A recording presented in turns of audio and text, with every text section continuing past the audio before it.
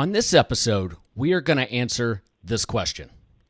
Does a proactive public relations strategy work for today's independent financial advisor?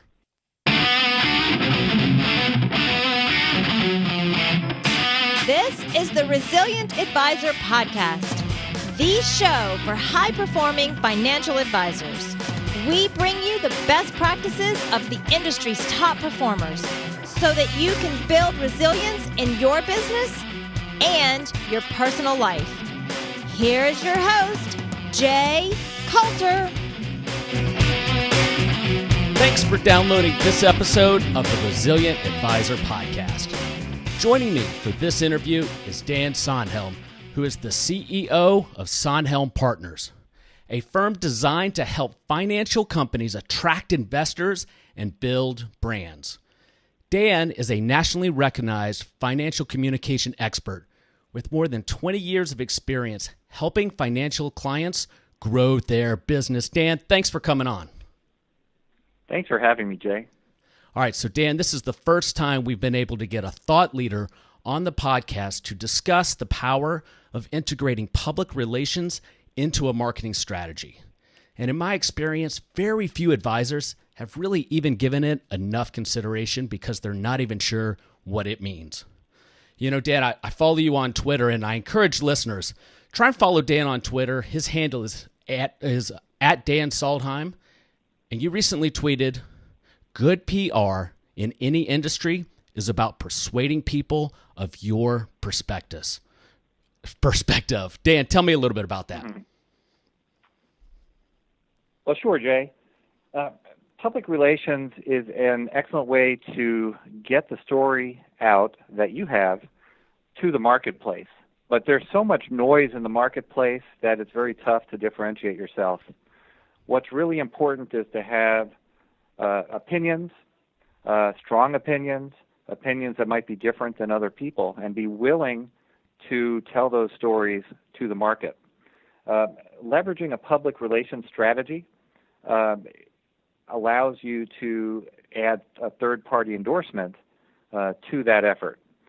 Working with financial publications, for example, being quoted or mentioned in your local newspaper, appearing on CNBC or in the Wall Street Journal adds a lot of credibility to what you have to say. Many of the financial advisors are really good with their clients. They're really good at making money for their clients, but they're not really good marketers and don't have the time or energy to even know where to get started. Having a good story to tell and getting it out through the news media is a very good first step. So specifically then, for the novice, public relations at its core is getting other people in the press or other media outlets to publish stuff about you and your work. Is that That's correct? Right. That is correct. It's about leveraging third-party endorsements, the news media, having them write about you, generally in a positive way, writing articles that could appear in their publications. For example, something like Advisor Perspectives is a publication that is read by financial advisors, which helps you raise your stature among your peers.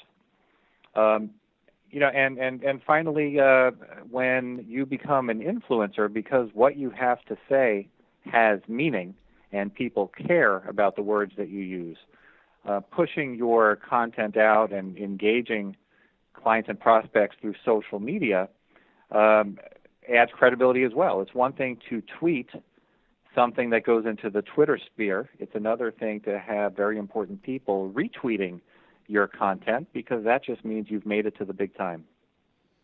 Yeah. Does that fall under the heading of thought leadership?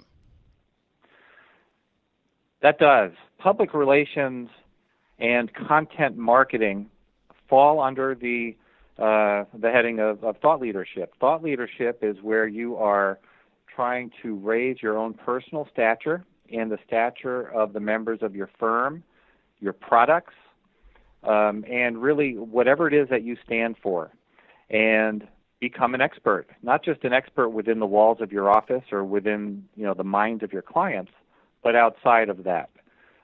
Because once your words matter, and you're able to have influence where people are knocking on your door to figure out what's on your mind and what you're thinking about current events and events that are important to investors, that speeds up the process for your growth.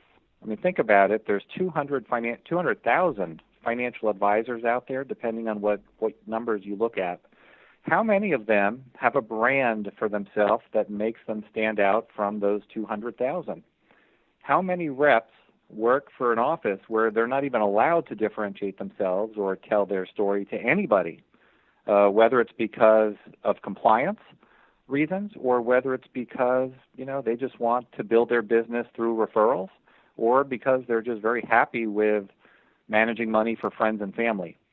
So for those people who want to take a step towards growth and towards committing to growth, thought leadership is a great tool. And thought leadership raises your stature within the minds of your target audience, your clients, your prospects, and any centers of influence who might be sending business your way. Let's go a little bit deeper on that because I think that's an incredibly important part of public relations and marketing for financial advisors. So you were quoted in Iris, or actually it was a blog post you wrote that was on Iris, where you said, "Thought leadership is more than a buzzword. It's a method of creating a standout brand that clients and prospects are drawn to." What is that method specifically? If somebody stopped when they finished listening to this podcast, what are some actionable things they could go do to start building that standout brand? Sure. Okay. Let's break it up into the different components. The first one is your message and your commitment to telling people, what you think about different topics and what your business is all about. There are a lot of financial advisors who do not want to talk about politics, and yet politics actually is an excellent way to start the conversation about something that's timely.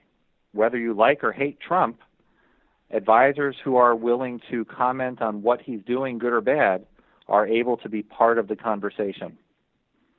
So number one is being part of the conversation, saying things that might be a little different than other advisors, sometimes being controversial. But the big thing is being committed to being part of the conversation.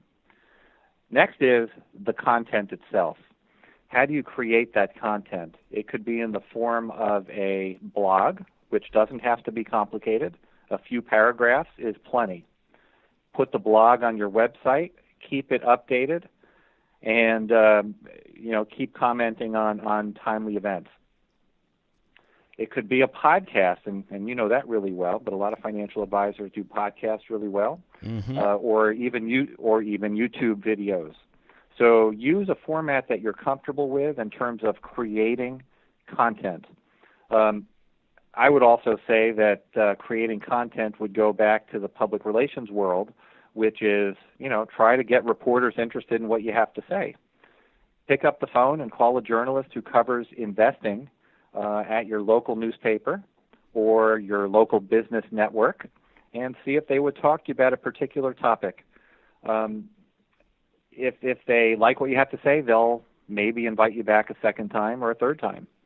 And then third, once you have the content, it's really important to repurpose the content. So having a blog on your website is great, but if nobody's visiting your website, nobody's going to see it.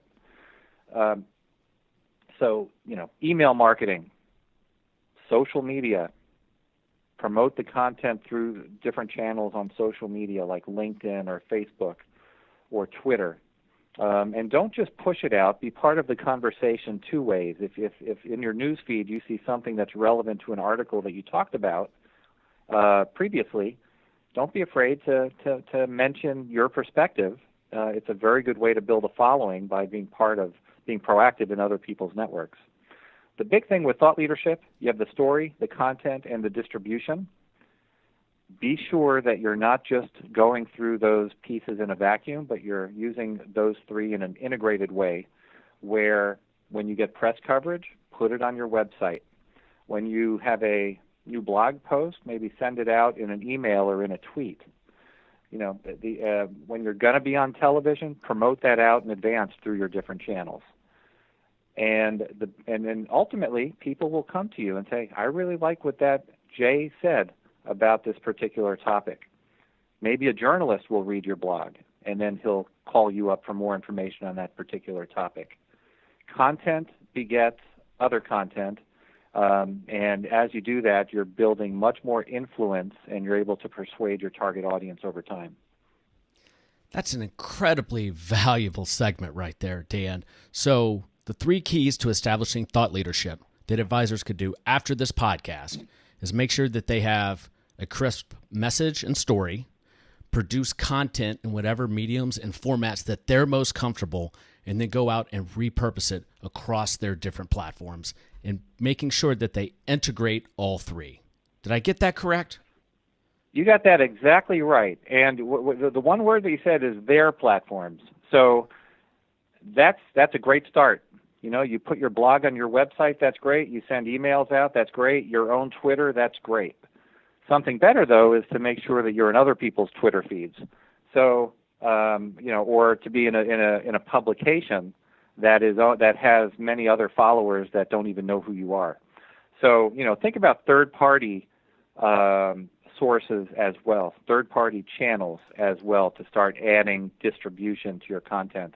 If you can be on CNBC, which might have, a few 100,000 audience members these days, those are a few 100,000 more than most financial advisors have. They might not all be relevant, but they're certainly influential. So if you can be a financial advisor on some of these TV shows, perhaps nationally or perhaps even regionally, and you start building a following there, and then leveraging that credibility in the third-party endorsements in your own channels, bringing it back. Let's do cross-channels, other people's channels, your own channels. That speeds up the process to you becoming a thought leader. Fantastic. So let's transition to, and this probably also should be incorporated into the last question. Let's talk about managing your digital footprint. You were quoted in Financial Advisor magazine as saying, people check credentials and reputations online before going to that first meeting. One's reputation is now a dynamic entity that must be managed. How can the independent financial advisor manage that? Well, that starts with your commitment to looking the part and competing with other financial advisors who are trying to steal your clients, and that you're competing for new business. This is where let's talk about your own channels first. Let's talk about, because that's where people are going to go. People are going to go to your website to try to gather information when they're interested in working with you. If you were a prospect for your own firm, what would you think of your website? And a lot of firms will say, well, it's pretty, it's clean, it's easy to understand. Well, does it tell your story? Does it differentiate you? Does it portray trust? And if I go back in a week or two, is it going to be any different than it was today? That goes back to the timely information piece. Is the website doing anything to attract leads for you, or is it just a brochure on the internet? Is the website video friendly, and is it integrated with other things across the digital marketplace? One other thing, do you know who's going to your website day or night? A lot of firms connect their websites to Google Analytics, which is great, and it tells you got 100 people who went to your site today, but it doesn't tell you who they are. There are actually ways to know, who's visiting your website at all times, what pages they're clicking on, how much time they're spending there. If a prospect comes to your website 3 days in a row, don't you think it would make sense to give them a call if you knew about it? So Right. many advisors don't even know about the people who are coming to their website. So in terms of, why is this important and how do managers do it? Start with your own channels, your own website. What is it doing for you? Ignore the prettiness factor. Is it creating business for you, and is it retaining clients for you? Can we create the website to be a portal of information that will keep people coming back to think of you as a thought leader? Then go back to your other channels. Say, how do we want to expand a little bit digitally, the digital footprint as we talked about? So, do we want a presence on LinkedIn? What sort of a presence? And why is the big one? Are our members of our target market going to be there? Or is it Facebook or Twitter or something else? Don't forget to Google yourself, and also keywords like financial planning in Atlanta to see if you come up, and if so, what it says about you. There are financial advisors that we've seen where you do this, you Google them, and they don't even come up on the first page because they have some problems with their website, or they don't have any third-party content that often comes up at the top of a Google search. Jay, I didn't Google you per se. I did a LinkedIn search, but my guess is with your blog and the content that you produce, if I were to just type in your name, you'd have all sorts of content that appears on the first and second and third page of Google, just because you're out there committing to these great blogs and your books and other things that you do. A lot of financial advisors forget about that. They're quiet in terms of getting the word out, and as a result, Google doesn't think much of them. So there's more to getting the word out than your own website. Content helps you get to the top, and also we want to make sure that the content is accurate and on message. Getting your name in a paper or being part of something that misquotes you or takes you out of context doesn't necessarily help you with your brand. When a prospect is considering you to be their financial advisor and they're reading about you reacting to the marketplace, very short-term focused on a particular stock or a particular sector or something like that, which is, many advisors are good at that. The problem is many clients don't want their manager to be that in the weeds. They'd rather be hearing about financial planning issues. They'd rather be hearing about estate planning issues and tax laws, the bigger issues that are going to make them wealth moving forward. So it goes back to the story. What do you stand for with your clients and prospects? And make sure that the content that you produce is on message, and then that message is distributed in your own channels, on the internet, and through social media. That's great. With the first step being just Google yourself and see what comes up, and you'll have a clear picture of what you need to start working on. Is that fair? Definitely. That is fair. So let's transition slightly into social media. So I personally have had a lot of success with social media, been able to build a couple of brands, connect with people all over the world. It's really helped my podcast reach, book sales. It amazes me when I sit down with a high-functioning, high-performing financial advisor, and I have the audacity to suggest they should leverage LinkedIn or Facebook to help manage their digital footprint. And they look at me like I have two heads, and they will say something, and typically this is someone middle-aged. I don't have time for that. Dan, help me explain to them why they need to be doing that. Several reasons, Jay. Number one, your competition is doing it. Number two, your clients and prospects are there. And number three, for any prospects who are seriously considering you, and if you're quiet in the marketplace, if you're not producing content where these prospects spend their time, or if you're not producing content where your clients are spending their time, other advisors are going to be producing good content, and you're at risk with your clients. Social media is really, and I'd like to broaden social media to digital media, creating content and distributing it broadly, digitally, through the internet, through email, through social media like LinkedIn or Facebook or Twitter. It's really, it's just a natural extension of the old-fashioned way where firms would send out a postcard to prospects with something interesting on it. Now you can comment instantaneously on views, or you can take a longer-term view and come up with some content and react to other content on a regular basis. If you're not there, you're just managing money.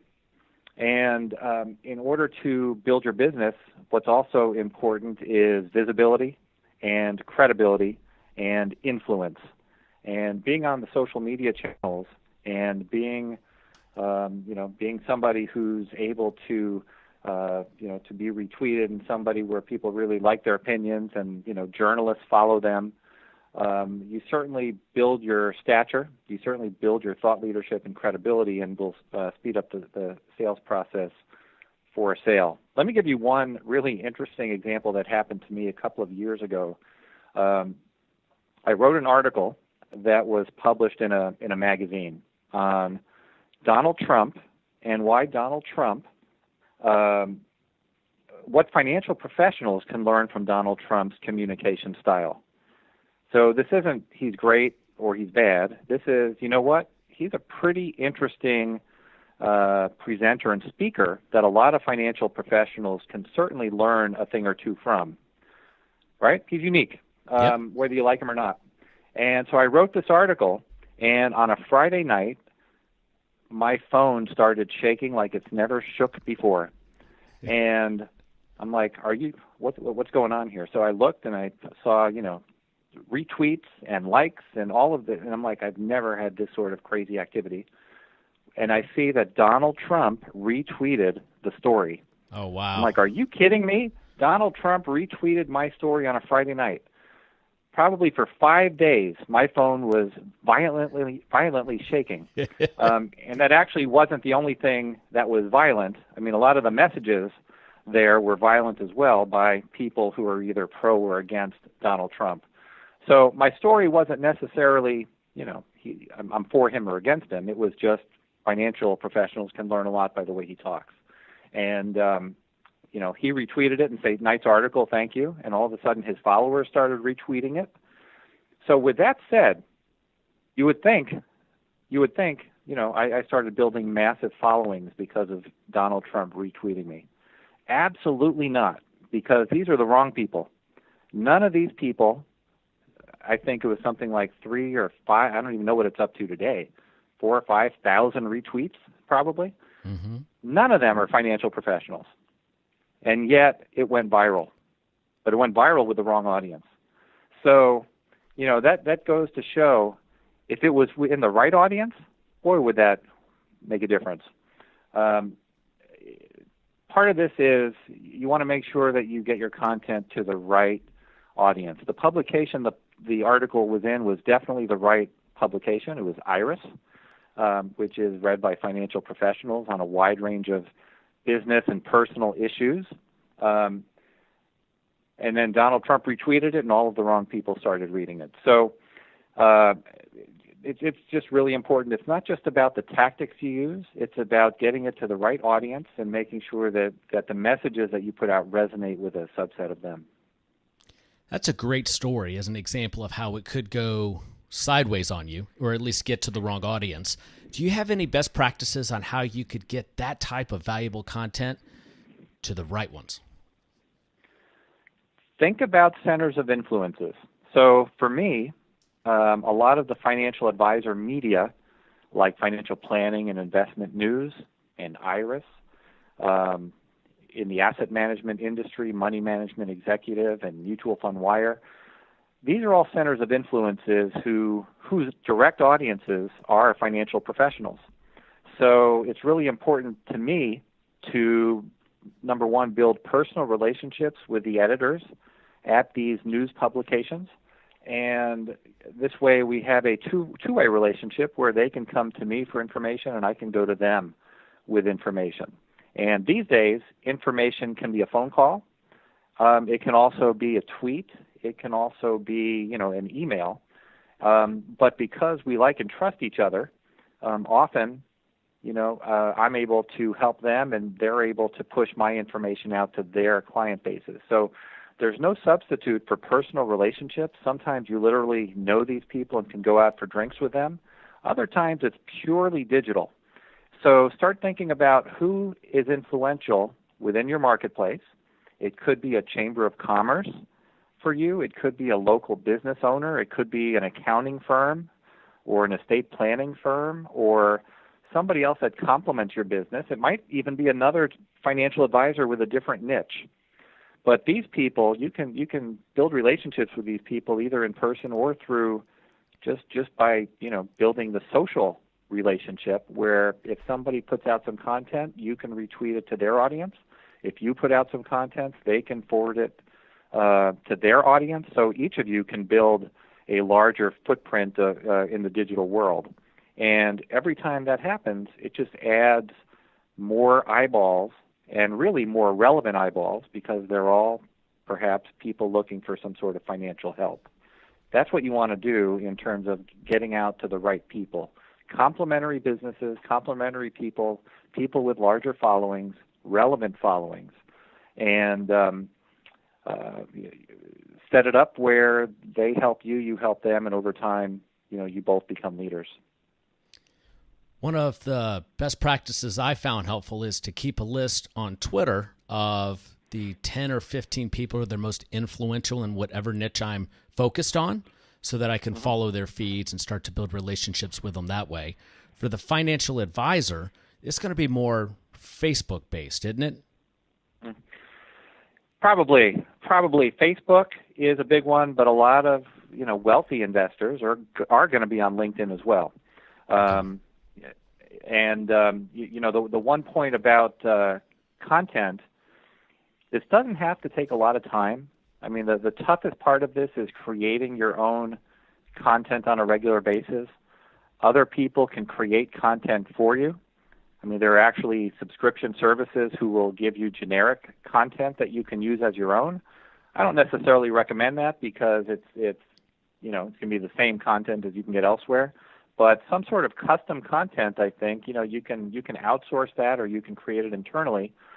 Getting it out on digitally, there's very good digital resources that would allow you to save time. I mean, you can post Twitter, LinkedIn, Facebook posts automatically in advance, where it just gets sent out, hours later, days later, months later. One such tool is called Buffer. And I use Buffer personally. This way, that lets me complement any real-time social media activity that I'm doing, along with things that I can plan far out into the future. Excellent. I'll have links to Buffer and the service I use, Hootsuite, in the show notes for this episode. Dan, this has been incredibly valuable. You've given listeners so many great ideas on how to frame public relations. Tell us, how would an independent investment advisor, wealth manager, work with a PR firm? What does that engagement look like? The first thing is to think about where you want to be in a year or 3 years or 5 years from now in terms of building your business and building your brand. And comfortable are you in this process in terms of your own time and in terms of the fact that you could go from a very quiet investment professional who's doing good work for his clients to a public face? How would you feel if CNBC called and said, "Hey, can you talk about the tax changes and what it means for investors?" Would you be willing and able? Would you be a little nervous? These are all things to consider as you're trying to build a public relations program. The next step is your story, and to make sure that you're comfortable telling your story in front of different audiences, whether it's in front of a camera, a journalist, a large group of 200 people. I think speaking at conferences could be part of this for some financial advisors. How can you be at your best when telling your story to different audiences? It's not just enough to answer questions. It's about staying on message and getting your point across so people understand what you stand for and what makes you different from other financial advisors down the street. Then it's the fun part. It's, it's time to be visible. Let's create content and try to get it placed in a magazine or a newspaper. Let's set up interviews and try to get reporters interested in what you have to say. Not all reporters are going to want to talk to every financial advisor, so there really has to be something special about a financial advisor. You want to ultimately build relationships with these journalists and producers, which isn't always easy. These journalists and producers are busy people. They're talking to a lot of people. They're trying to file news reports. But you want to level the playing field. You want to know how they work. You want to know how to work your way around the newsroom or work with someone who does. As you interview with these people, interviews will happen over the phone or in person. A lot of the financial press is actually in New York City. So you'd want to, have a cup of coffee or a breakfast with some key journalists or do a lot of other interviews over the telephone. Once you start interviewing, then the big issue is, did I get a mention? Did I get a quote? Is the story on message? And how can I repurpose the article in my other sales and marketing efforts? It's one thing to get the coverage to be visible with their natural audience. It's another to repurpose in your own sales and marketing activities. So when you can have a newsroom on your website where all of your press coverage goes, and then you send out an email that says, I'm going to be on CNBC, or I was just quoted in my local newspaper, and you push these things out on social media, people take notice. People take notice, and you become that person who is the higher profile financial advisor because financial journalists are taking you seriously. They're publishing your content. When working with a firm, you can expect somebody to have relationships with these publications and the journalists who write for them. You can expect someone to professionally coach and advise you in terms of messaging and content and preparing you for every interview. And, of course, somebody to set up all of the interviews, even be there on the interviews to provide feedback and more coaching. And finally, recommendations on how to repurpose all of the content. So you can outsource it. You can do it in-house. But either way, it's certainly a powerful tool for the advisor who's looking to grow his business and not have it take up too much of his time. We understand that it's the financial advisor's job to be there for their clients first. So we want to make sure that we're as efficient as we can with the time of the financial advisor in conducting interviews and creating plans for several months to come. It sounds like an advisor would want to hire a PR firm for the same reason their clients hire them. Knowledge, experience, and the ability to get results based upon that knowledge and experience. Is that fair? That's fair. I mean, I could maybe manage my own money, but you know what? I don't have the time, and I don't have the knowledge. So I hire a financial advisor for myself. And you're exactly right. If you don't want to hire somebody internally, or you don't want to be, nights and weekends as you build your practice, calling journalists and leaving voicemail messages for them, there are public relations and marketing firms who can help you. They have the access to, to key journalists. They understand best practices and storylines and how to fit you into the conversation. So this way, you can be a little more visible, a little more credible, and persuade the target audience that you've got a good story to tell. Dan, how can listeners find out more about you and your firm? They can go to sondhelmpartners.com, or they can give me a call at 703-597-3863. Excellent. I'll have all that information in the show notes. Dan, thanks so much for coming on. Thanks for having me, Jay.